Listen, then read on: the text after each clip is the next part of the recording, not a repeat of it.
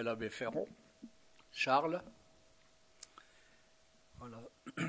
Donc je suis né en 1925. Bon, j'étais donc fait mes études au petit séminaire de Reims à partir de 38-39 pour le baccalauréat, puis ensuite dans le grand séminaire. Et l'ordination le 24 juin 1951. Alors j'ai commencé par être vicaire à Vouziers, puis ensuite dans l'enseignement à Saint-Louis à Vouziers quand les frères sont partis en octobre 52. J'étais faire un petit peu une escapade à la faculté sans le dire, la faculté des sciences, pour passer quelques certificats. Puis ensuite, j'ai été nommé à l'institution Sarmy, à Charleville, comme professeur en 1966. Je suis resté donc 20 ans enseignant les mathématiques en seconde et en première A, jusqu'en 1986, où j'étais nommé curé de Givet, dans la Pointe, jusqu'en 1994, oui c'est ça, et en 1994, nommé à Fismes. Donc il y a un changement quand même de lieu et de culture, changement de mentalité. Et puis depuis septembre 2000, je suis donc ici, je dirais à Rethel, comme prêtre au secteur. Donc je rends service à la communauté, les baptêmes, les enterrements, les mariages, les baptêmes, la catéchèse, avec un groupe biblique aussi, qui était assez intéressant, avec au total à peu près une trentaine de personnes à chaque fois. Et puis donc dans le ministère, une équipe Notre-Dame, et puis le CMR, donc des chrétiens en monde rural, là. Voilà, puis ma foi, je continue.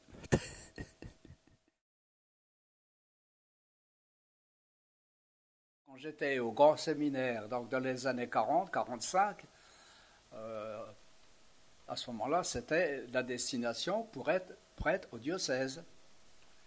Mais on pouvait avoir des options selon telle ou telle spiritualité. C'est pour ça que moi j'avais fait l'option pour l'oblature bénédictine comme spiritualité.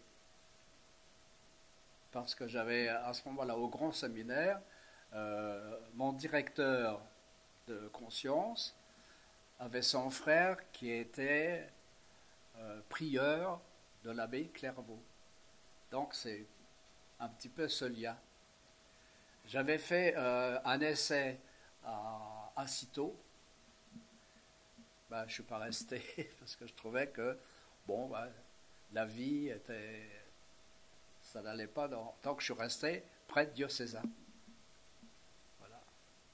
Donc quand j'étais ordonné prêtre en 1951, j'avais été ordonné le premier de mon groupe. On était 16, on n'a plus que 4 maintenant. 16. Et moi j'ai été ordonné le 24 et les autres le 29. Voilà, c'était comme ça. Mais puis j'étais nommé aussi en dernier parce que entre la philosophie et la théologie, à cette époque-là, normalement c'était le service militaire. Mais né en 25, c'était aussi le temps de la guerre qui se finissait, donc on n'a pas été, je dirais, convoqué pour l'armée. Par contre, j'ai loupé le STO, parce que c'était à cette époque-là. Alors, entre la philosophie 3 ans et la théologie 3 ans, donc 6 ans au grand séminaire, on a, ceux de mon cours, on a fait un stage. Et il s'est trouvé que moi j'ai fait un stage à l'institution Sarmy, comme surveillant, séminariste, mais en même temps, c'est là que j'ai commencé l'enseignement, en particulier les sciences naturelles en terminale, c'est-à-dire sciences ex, mathelem et philo. Et quand il y a eu un concours, un des élèves a eu le 2e prix. Donc c'était ça un petit peu, je dirais, une destinée dans le ministère diocésain pour être dans l'enseignement. Mais ça ne pesait pas tellement aux supérieurs de l'époque. Alors donc j'étais nommé, vraiment, quand tous les autres étaient déjà rentrés, en octobre, la rentrée des cathés était déjà faite, je suis donc été nommé à Vouziers, comme vicaire. Et puis au bout d'un an, j'avais appris par la sous-préfecture que les frères des écoles chrétiennes s'en allaient. Donc la fermeture de l'école. Alors l'école a été rouverte à la demande de plusieurs maires des villages des environs. Et donc, comme j'étais bachelier, donc à cette époque, j'ai pu être enseignant. Alors j'avais donc le double emploi en tant que vicaire et puis en même temps l'enseignement. Si bien que des fois, pendant un cours de maths, j'étais appelé pour aller extrémiser à l'hôpital. Alors en fin de compte, en 1953, bon, j'étais remplacé comme vicaire et je suis resté dans l'enseignement. Voilà. Puis à un moment donné, j'ai eu l'idée de dire, si je suis dans l'enseignement, ça me plaît. Alors, je prenais en moto, puis je filais à la faculté, qui n'était pas encore instituée à l'époque, hein. Mais c'était quand même l'université. Et bon, puis ça s'est fait comme ça. Bon, je n'ai pas pu continuer parce qu'à un moment donné, on m'a envoyé comme professeur à l'institution Sarmy. Il y avait besoin d'un professeur de physique et de maths. Alors du coup, hop, voilà. C'est pour ça que je n'ai pas la licence complète. J'ai des certificats, mais il en manque un. Voilà. Si vous voulez, pour conserver une vie intellectuelle, je continue depuis, oui, ça va faire une quinzaine d'années. Je suis des cours de théologie à la faculté de Toulouse par téléenseignement, en particulier pour la Bible. C'est comme ça, par exemple, que j'ai refait pendant 3 ans, 3 années de grec, le grec du Nouveau Testament. Et en ce moment, je suis donc toujours dans la Bible. Et par exemple, là, je viens de terminer, donc ces temps-ci, une étude sur Saint Luc. Voilà. Puis je continue tant que je peux.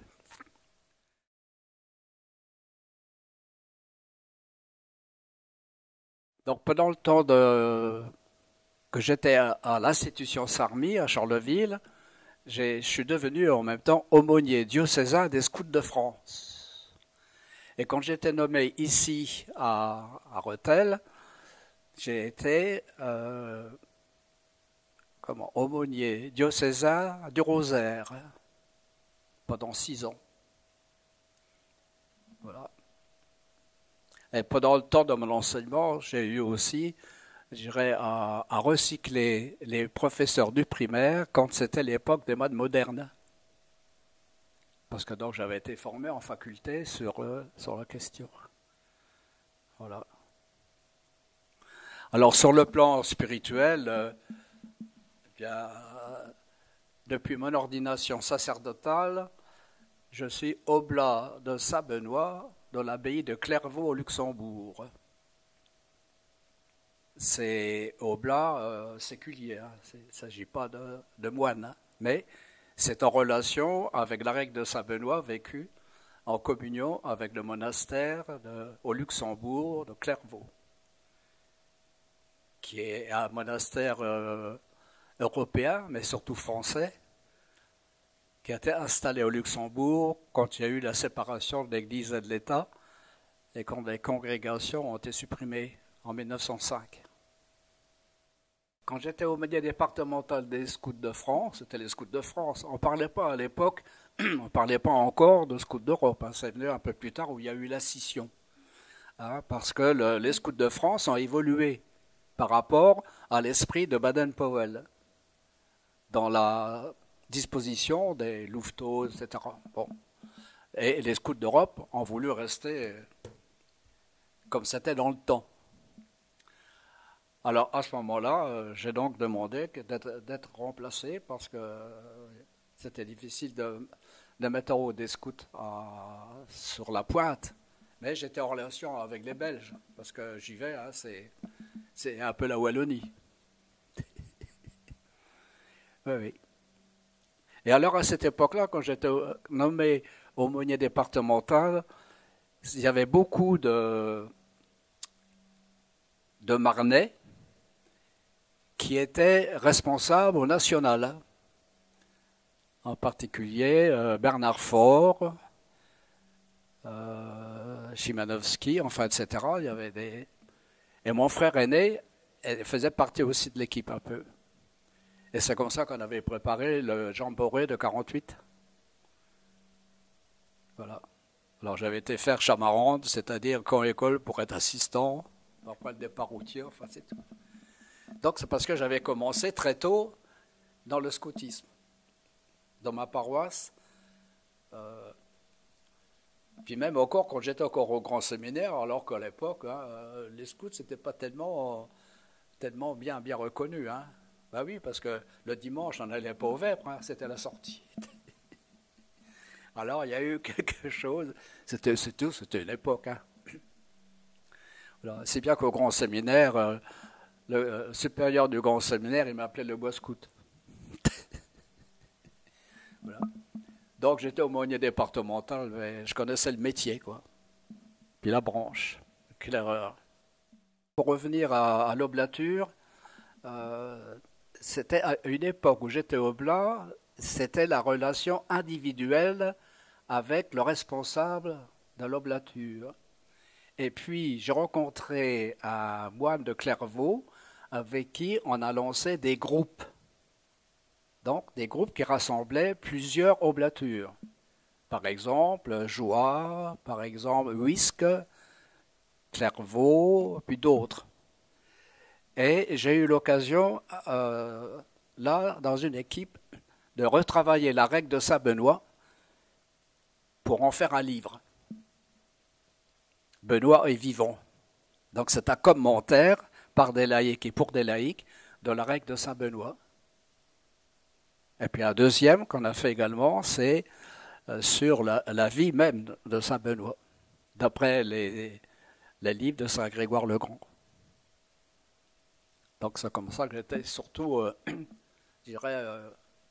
Puis alors après, j'ai remplacé ce moine comme responsable du groupe, un groupe qu'on a appelé l'Aventure, en signe d'Abraham qui était parti à l'aventure.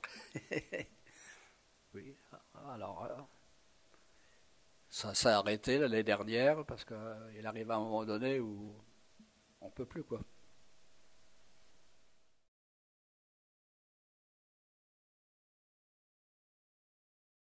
Ah ben, il y a les joies du ministère, hein. Parce que là, on vient de parler de prêtre diocésain. Bon, donc je suis là dans des paroisses. Mais j'ai aussi une responsabilité sur le plan du diocèse, car je suis confesseur ordinaire du Carmel de la Fontaine-Olive. Et ça fait 40 ans. J'ai commencé en 1975. Et les pouvoirs me sont renouvelés tous les 3 ans quand il y a élection de la prieure. Parce qu'il faut avoir le pouvoir de l'évêque pour être confesseur ordinaire. Voilà. Donc ça, c'est aussi une joie, puis une responsabilité, parce que c'est quand même une responsabilité fort importante, dans le sens que il y a tel ou tel, mais en même temps, il faut essayer qu'il y ait une harmonie pour toute la communauté.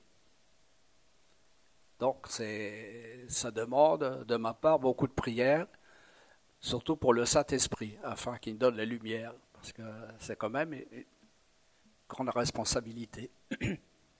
Alors les joies, c'est les joies du ministère, hein. Quand il y a les baptêmes ou les mariages, les difficultés, j'en ai rencontré à Givet, non pas avec telle ou telle personne, mais c'est parce que j'étais nommé comme curé, alors que le curé d'avant était resté sur place.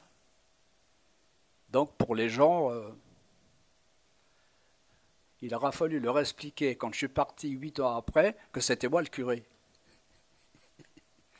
Alors donc, il y a eu comme ça des difficultés sur le plan interpersonnel, hein.